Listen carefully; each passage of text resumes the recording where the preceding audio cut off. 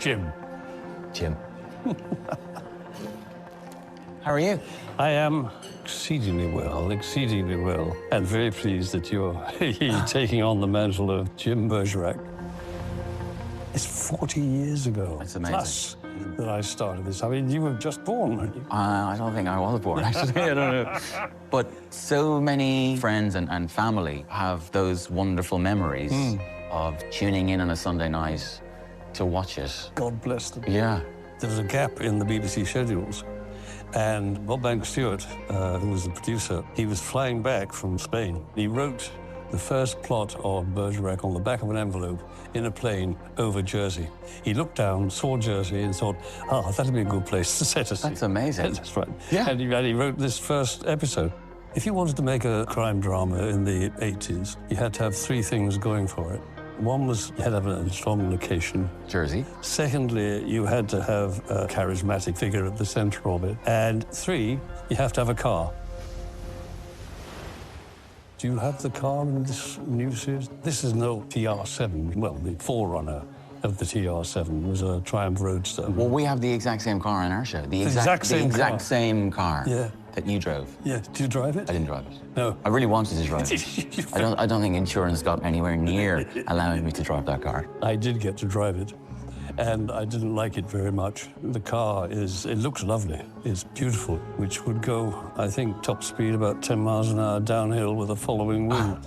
That car has got a bonnet which goes for about 8 foot in front of the driver. And if you come to a T-junction and you've got 8 foot of bonnet in front of you. Oh my God, you can't see what's... Yeah, and you can't see either side. What do? You hang out the bonnet. But the car is so special. The car has a wonderful symbolism in our series. People, you know, who loved the original Bergerac will, I really hope, spot all these kind of wonderful references to the original. So I'm so thrilled that we, A, found the original car, and also B, had such an iconic car as well. I really just wish I got to drive it.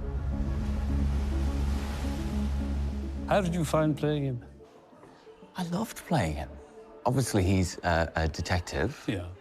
But I really wanted to focus on the fact that he was a dad. Our Jim Bergerac has recently lost his wife, and he had been through this devastating trauma and is no longer able to look after his daughter. So I spoke to a lot of people about bereavement, and that's what I was really interested in, because my Jim is very much in that kind of 6 months after he's lost his wife period of he's really, you know, started to drink heavily. And so it was really helpful for me almost not to think of it as a cop show. All of the kind of feedback that I got from Toby and from Colin McCarthy, our director, was, you know, he is a dad first and foremost. You need to be a braver dad for your daughter. And that was the kind of driving force behind getting back to the police work. Yeah. That sense of, if you can prove to her that you can function at work, then you might be able to convince her that you can function at home, and she'll move back home. And then for all of the, I don't know how you ever did this, but for all of the motivating team talks to the police force, I just went and watched loads of Irish rugby dressing room team talks that they would put on, because I was like, this is exactly what I'm doing. Yes. It's that world. I remember the wonderfully great Terry Wogan remarking about actors. He said, it doesn't matter if you're a good, bad, or indifferent actor. What matters is if they like you. Yeah. And whether or not they like you has much to do with a mysterious chemistry between you and your audience. I've noticed about your version of Bergerac, it's much darker. The drinking problem is more in focus there. Yeah. That's more. The new Bergerac himself is a far more complicated character than I created. It's far more nuanced, feels emotions more deeply and so on. I guess that's because, obviously, in our version, we have one crime taking place over 6 episodes. Yeah. So there's time and there's space, there's room to kind of slightly investigate those things a little bit further.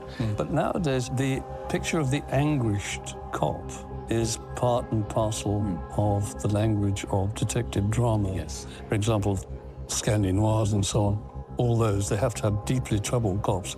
It's something I think audiences really want to latch onto, that they're imperfect, but also trying to do good. Is that what it is, do you think? I don't know. Makes the mountain they have to climb, I suppose, bigger. There we go, yeah. And therefore, the hero who's climbing them more heroic and giving it a go.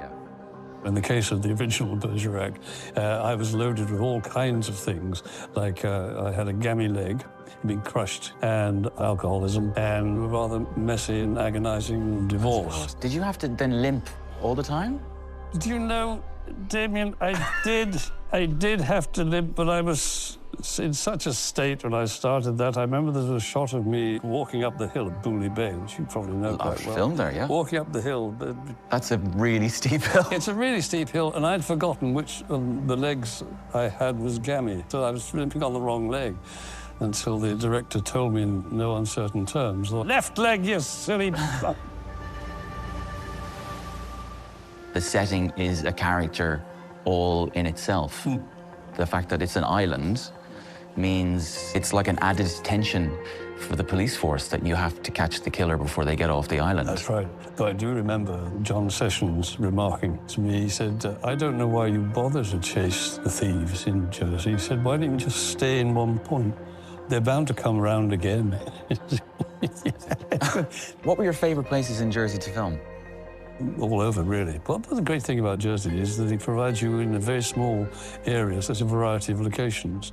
You can go from kind of California-ish beaches and ups in ones there, go around the north coast, and you've got these very high cliffs and so on. And you come down the east coast, and it becomes gentle. Yeah. It's very difficult to find an ugly place in Jersey. Totally. It really, really is. But I notice you still have the wonderful iconic shots, as I call them, when you come to a crunch in the text and you're seen emptying that flask on the beach. Was that St. Juan's? I don't know where it was. Yes, it was in St. Juan's, yeah. But the way it's shot is absolutely beautiful in your episode there. Okay, well, that's great, because it was a really windy day, and it was obviously this huge, vast beach. The surfers, there's parachuters coming in to the island, which we're trying not to get into the shot. And the tide is coming in so quickly that we would, and Colin was like, "This is the iconic shot. This is the iconic moment. It's poster, it's, it's trailer." So it was pressure on to get it. But the tide kept coming in, so we would shoot for 5 minutes, and then everyone would have to run back 50 meters and shoot again, and then everyone would run back. We had to do about 5 different setups, all of the same shot. And it comes in a squeeze. You've got 40-foot tides over there, and all the rest of those things. But I don't know who your DOP was over there. Joe Breinicke, yeah. It was amazing. Good stuff. Yeah. A lot of fans, obviously, of the original will come up and say, "Is it the same car? Do you have a leather jacket? Yeah. And is the theme tune the same?" What do you think those fans will like or will spot in our version? Well, I think they'll understand quite quickly that it's a kind of different Bergerac. They're still recognizably a Bergerac. How do you see it developing? Over the course of 6 episodes, I've only solved 1 crime. Whereas... Oh, I've done 6. In that time, you've done 6. So I've a bit of catching up to do. So I'm kind of hopeful that there'll be a few more crimes for me to kind of get my teeth stuck into. I hope audiences will really love this version. For fans of the original, we have all of these wonderful nods to the original series. The car, Charlie, Hungerford, and Crozier, and Jersey. In fact, actually, when we were filming one time in the police station, on my laptop, the wallpaper on my computer screen was a picture of nettles. Everyone loves playing the detective on the sofa. Everyone loves thinking, "I know it is," until the rug gets pulled out from under them. Toby Whithouse has crafted this wonderful 6-episode arc of, constantly thinking, "Oh, it's them. It must be them. It can't be them. Okay, no, it's obviously, it has to be them." And then when it finally is revealed who the biggest culprit of all, it's a gut punch. No, I'm not telling you. No. It was a real shock to me, certainly. Yeah, well, you won't say, but I will. What they will get is a more complicated, more complex character, more light and shade than the original, and bloody good performance. Oh, thank you. I'd say so. They can but enjoy it and admire it, as indeed I do. I do. Now, listen, I hope he's as good to you as he was to me. Yeah. At Bergerac. I'm sure he will be. Yeah. I lost my wife. I drank because it hurt too much. I've stopped because it's meant to. Grief is not my priority. What is? Last night, a young woman was killed. I'm sorry for your loss, Mr. Wakefield. That family, they're not what they show the world. Ask me what you want to ask me. You won't believe the answer. Blood doesn't end with death. In this case, it's become an addiction. Are you a corrupt cop? This is chaos. Jim Bergerac. Bergerac. Stream free on You.